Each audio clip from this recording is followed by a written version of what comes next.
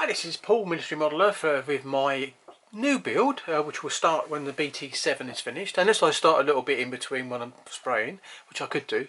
This is the Panzer Asthoff A Panzer 1, and it's the Takom kit, 1/16 scale, and its kit number is 1008.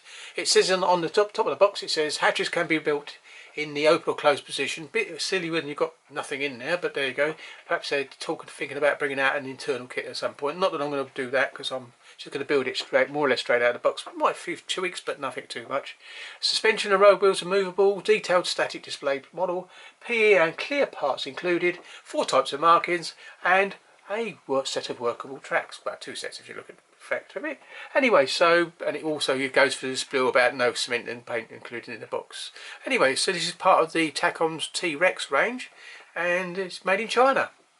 So it's an interesting kit. It should be good, and I don't know if I can just show you a little bit. Basically on the side, there's one bit, basically bit that you can build one version, the desert one, and basically all the sprues and bits lined up on the other side. And there's the other version with the Brenda machine gun, basically an Italian one, but they've modified the gun. A more powerful gun, I'd say, definitely, 100%. There you go. So, and there you go. So that's what's in the box. That's the box. So what I'm going to do now is put it like that, and we're going to call that short tape, the introduction, done. I'm going to go straight in. I'll see you in a couple of minutes with a look through the instructions. Thank you very much. See you in a minute. Well, here's the instructions to the kit, and a bit of spill on the front. Basically, there was 800 of these examples of this particular tank built, and a lot of them took part in the early part of the war through Poland and into France, and obviously made their way to North Africa. That's why there's one of these. Now, this is the early version, so it's got 4 road wheels, and it's the A. It would be a B if it had the 5th road wheel, and this body was extended further back.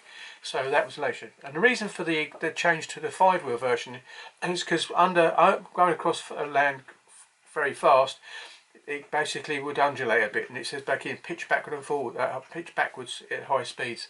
So by extending the chassis, it actually increased the stability of the vehicle when it's moving fast across ground.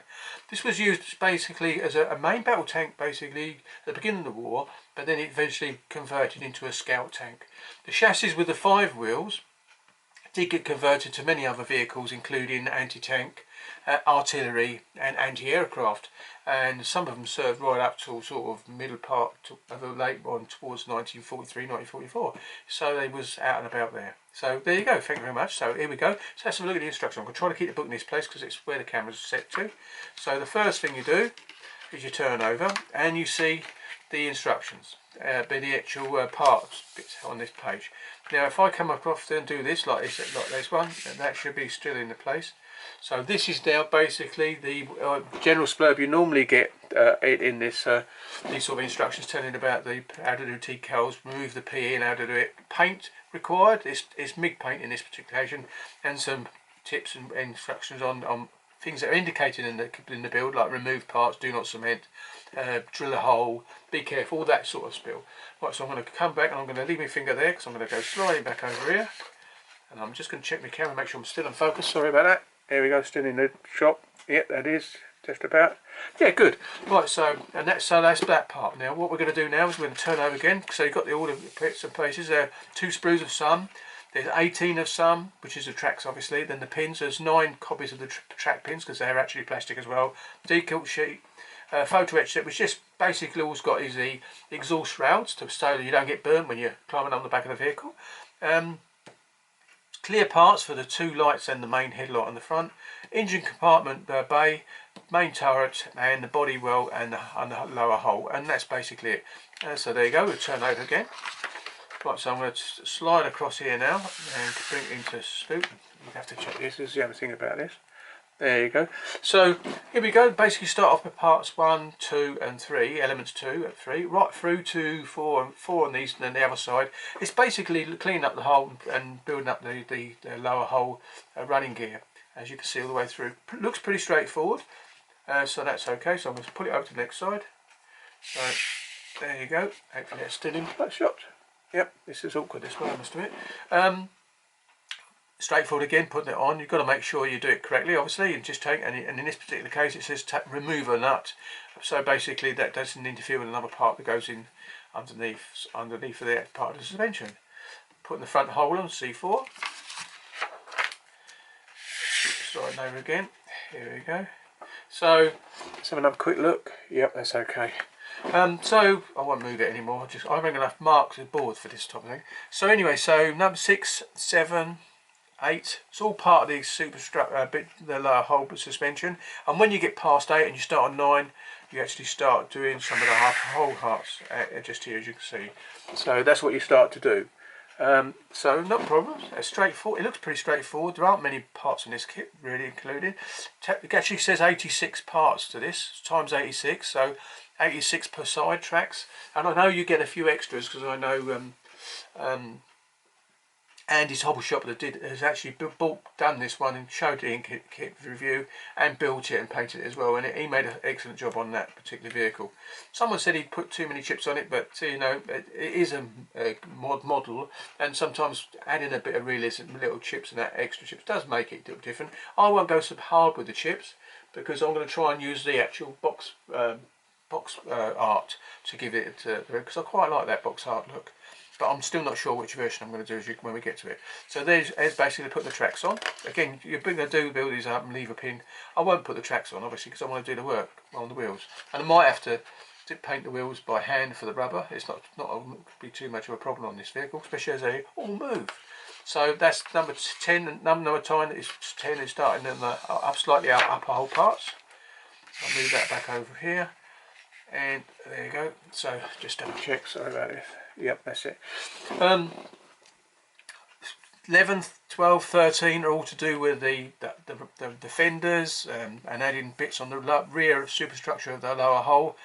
But that's parts 11, 12, 13 is actually doing the fenders. Putting the tools on there. I'm actually going to be putting some real catches on there, or brass catches of 1/16 scale on there. So all my tools were actually fitted with the brass tools. Clamps that come from, I think it's Aber that do them, so there you go. So I'm going to move this over again, so it carries on now with the fenders right up to number 14 and 15, carrying on. They're putting the exhaust mufflers on here just as you can see, and it's looking not too bad, and adding the tools. Again, tools can be put on there. If I can put the clamps on, I can actually put the clamps on, then put the tools on afterwards. Pretty good. So it looks like the fire extinguisher is pretty basic, but it's if there's some PE for it, then it'd be good, but I don't think there is, so that it should be okay anyway. A bit of clean up. So there we go. So we turn over, and I'm going to go back over again a slide and see if I'm in the shot again. There you go. I am. So here we go. This is on page 6, and 17 is all about adding those two bits to the rear fender on top fenders. Quite straightforward job. Whole page for this, and then placing it onto the actual kit. Evidently, it snaps into place quite nicely, so that'd be interesting. And then we carry on with it with part of the upper hull, and this is the actual fighting compartment and the driving compartment all in one. So not too bad, and it looks pretty straightforward. They don't put too many bits up to actually put together in each page, so it's quite good in that way. So that's okay.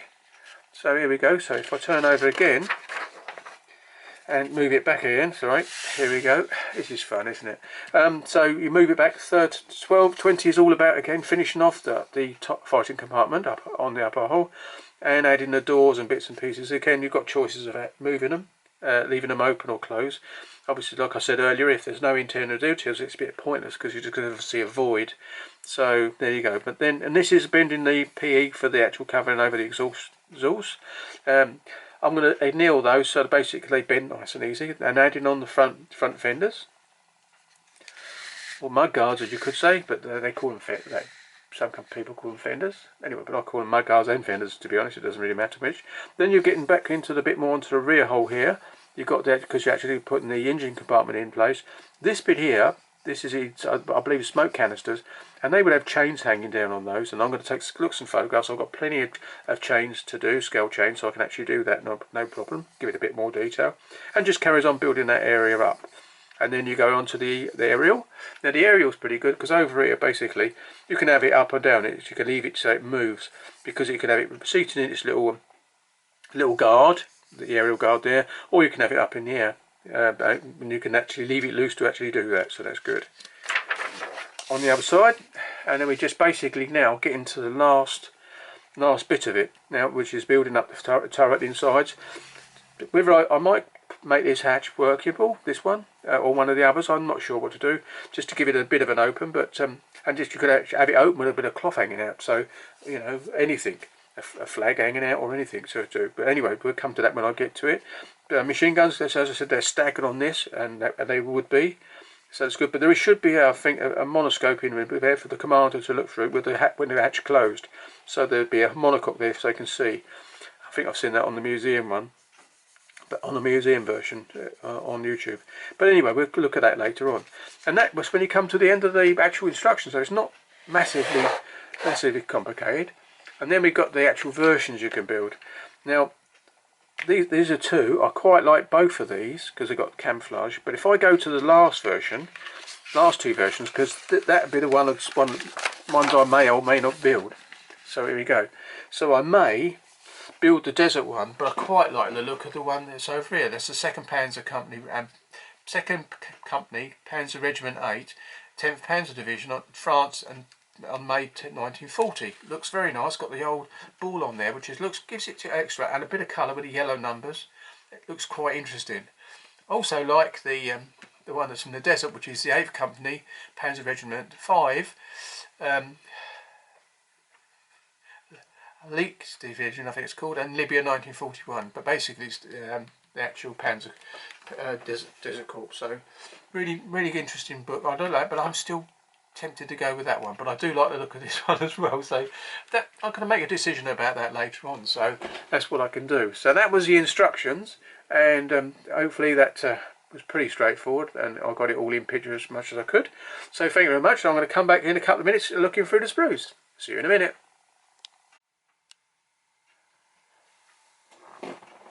Well, here we are back for part 3 of this video, and it's basically the lower hull. And I think you can see, I'm going to stand up, I think you can see how nice that is. It's the detail's really good, quite like it, and it's going to be quite a nice size model, about the size of a hunting tiger I suppose, in some ways. I think it'd be slightly wider than that, but yeah, so nice details on that, straightforward, round the back as well. There we go. So that's it, I'll put that over out of the way. Next thing up is the turret top. Again, quite nice. I don't know if this is going to focus quite so nice or that close. It looks okay to me at the moment. Don't know if I can do that. No, I can't. It's the wrong way around. Anyway, so basically, there you go. That's it. That's the turret. Then you've got the engine compartment, which is here. Straightforward. Detail's quite nice. It's going to be quite a nice model it's done. I'm going to do the biggest spec now. No, I'm not going to break them off, obviously, but there we go. So this is the plate, the actual fender plate, and a bit of fenders and a back plate as well. That's the actual transmission department on the front. And you can see there's the bits for the engines and that. There you go. Straightforward. Quite nice. I think you can see the mould is really good. It is good. There's the, I think you can just see there's the exhaust bits there. Oops, get a bit in focus. Yeah, it's a lovely kit, I must admit. I'm looking forward to starting it. And as there's no interior on it, it's going to be a bit less stressful, as it were, trying to get it done. But there you go. So, and this is another sprue. Anytime there's two, there's another sprue to this one. Obviously, the Rodham wheels. I'm not going to show you both because at the end of the day, they're more or less the same, so it's okay. And there's part of the exhaust, you can see, so the other exhaust is on the other sprue. There you go. Then we got the upper one. You can see how big it is by my hand. This is just the main fighting compartment plate, all the way around. And the front bit, on the front hole, lower hole, goes to the front. And this plate goes over the top and snaps in place evidently, and that's when all the bits that everything latches in, so that's quite nice. Here's the hatches. And there may be handles to put on them. I think there might be. If not, I'll make some if they're required. And there's the turret roof hatch, quite big as you can see. If you had a 16th figure poking his head at the top, it'd be quite nice. And there's a part of the turret as well, so that's the bottom of the turret. Then we go on to the running gear again, another one. There's 2 sprues of this, obviously. Again, I'm just going to show you bits I can see. Hopefully it picking up all the detail. I'll spot it later on, and if I don't think it's video, I'll have to record it again. But yeah, it's pretty straightforward. The details look nice all the way through. These are the bits that go on the tyres. These are rubber tyre bits on here. They go onto the outsides of that. Or in the middle, I think they sandwich in the middle actually. And there's a lot of cleaning to be done up evidently, but and he said, but it's not really nice on these wheels. I don't know if you can see it, but you can see the actual engravings on them. You won't see it because it's on the inside, but it looks really good. Obviously, manufacturer's information. There you go. That's it. That's that one. Then we get to this one, and there's the machine guns. You can see there's one small and one short because they actually are staggered slightly, so they're just on their own and not just perched on the head. Pretty well on there. You've got to clean them up a bit anyway. Headlights. You can see how nice how thin the sprues are on these bits. Really are. I don't know if I can take the light down a little bit. I don't know if that makes any difference. No, you want it back up. Right, there you go. So all the tools, aerials basically, gun, and there's a little hole there, and I presume that's where the periscope will go. If you need to, I might drill that out and put a little brass tube in there, so you've got like a circular sight coming in. I'll look at the photographs of the tank and see if that's needed. I don't mind making a few tweaks if it needs it. It's quite nice. Headlights, both the side lights I think, and the headlights somewhere else. No, that is one of the headlights. I don't think you use both, but they've got bulbs in. That's nice. So when you put the clear in, you put a Mokotov in there, the old chrome pin, and in there, and basically you're going to get a lovely lens in there. I think that's the one you use, a deeper one. Yeah. Suspension. Springs look quite nice, and take a wash. Now I was thinking about knocking out and making one, but at the end of the day, once you've got a wash in there and a bit of filth, the dust and stuff, it'll cover it all up. The clamps actually look quite nice when you look at them. I must admit they do look nice, but I think with the proper brass ones from Elba, that would look good. So I won't cut those off until I've made my brackets, and if I have trouble with them, which I hopefully I won't, because I didn't on my Tiger, then I won't take them off. So it's best to clean them, leave them alone, cut them off and put them to the side, and then trim that lot off if the other latches are working perfectly. Yeah, and there's a headlight bit at the front as well. Lovely. Right, now we come to tracks. Now I'm not going to take them out because I don't want to lose them, but here's all the pins. I think you can see that pretty well. The pins, all there, plastic they are. You'd thought to put metal ones in because I think metal was good, but these plastic tracks, these are the plastic tracks, and I think you can see them. There's loads of sprues there. I think, I don't know how many it was on instructions, but there's quite a few, and there's some spares as well, so quite nice. And they're all pinned as well, already pinned and hold. Just check it as you go. It's going to be quite a good set of tracks on there, I think, because the suspension works as we said earlier on this one. And the last bit, again, excuse me. Right. I won't take them out of the packet. Oops, that's no good. Let's just fell to the ground. These are the decals. I know it's going to show very well, but if I do that, I think they might show enough. But there's the decals, and if they don't show too well, it's not a problem, because the actual carrier film is quite heavy, as I think you can see there. So there you go. So that's that. I'll put them back in the packet later on. And then you've got the mesh and copper wire, which is really nice because it bends them easy, and that's for the else. Now you can see, I think you can see that. There you go. So you've got to be annealed and then bent, and they should be perfect for the job then. And that's the wrong side, I think. Yeah, there's the front, the top side. It's got a bit more. No, they're pretty much the same. Anyway, but there it is. I think you can see that anyway. There you go. So that is the actual kit, and so we go and what I'll do is I'll move all this over. In fact, what I'll do is I'll just put the instructions down at the end. So that's what we'll be building, and put that there. So that's what we'll be building next, and I may even start that later in the week between spraying sessions with the other vehicle, because I've got my primer already mixed in the cupboard all ready to go. So we should be ready to go on the BT7's primer. So thank you very much for watching this one, and happy modelling, and I'll catch you in the next one. See you later. Happy modelling.